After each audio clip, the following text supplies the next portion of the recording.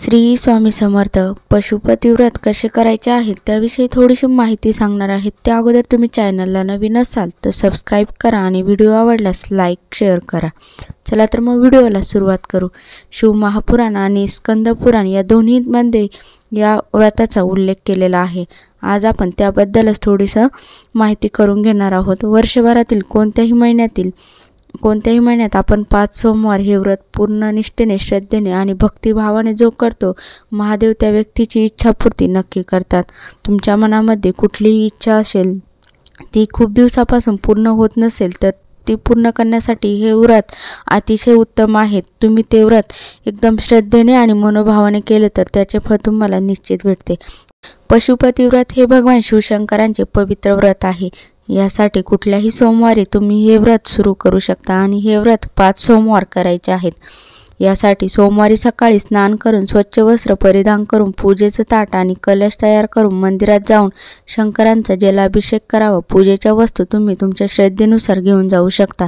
पशुपतीनाथांच्या पूजेच्या ताटात तुम्ही फळ, फुलं, तांदूळ, बेलपत्र, प्रसाद आणि दक्षिणा 21, 11, 51 घेऊन जायचे आहेत. पूजा संपल्यानंतर दक्षिणा प्रसाद तिथे देवाला ठेवायचा आहे आणि दिवा लावून आरती करायची आहे. त्यानंतर भगवान पशुपतीनाथ यांना तुमची मनोकामना जी आहे, तुमच्या मनातील ज्या इच्छा आहेत ती सांगायची आहे आणि ते संकट दूर करण्याची विनंती करायची आहे.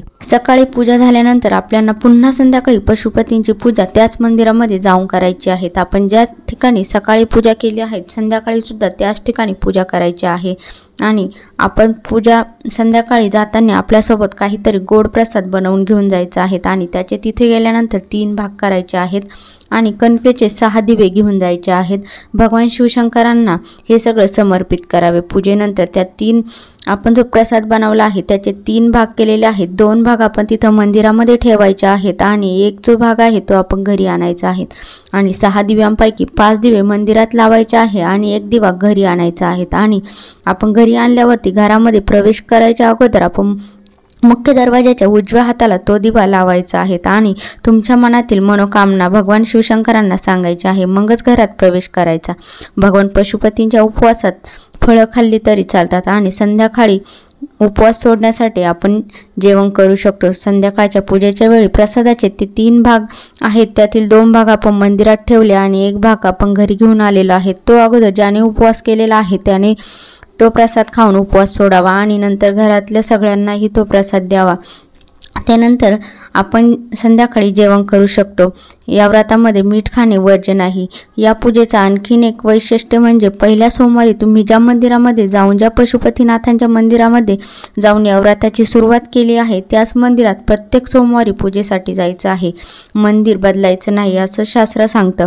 त्यानंतर एवढ्यात किती सोमवार करावात व तुमच्या श्रद्धेनुसार कितीही सोमवारी हे व्रत करता येते. फक्त किती सोमवार करायचे ठरवले आहेत याचा संकल्प आधी करावा आणि ते सोमवार पूर्ण होईपर्यंत एकाच ठिकाणी राहावे, प्रवास करू नये. लोक जास्तीत जास्त सलग 5 सोमवार हे व्रत करतात. काही अडचणी, मासिक धर्म किंवा काहीतरी कारण असेल तर तेवढा 1 नंबर सोडून द्यावा आणि पुन्हा परत सुरू करावे. तर व्हिडिओ आवडल्यास लाईक शेअर कमेंट करा आणि चॅनलला नवीन असाल तर सबस्क्राईब करा. श्री स्वामी समर्थ.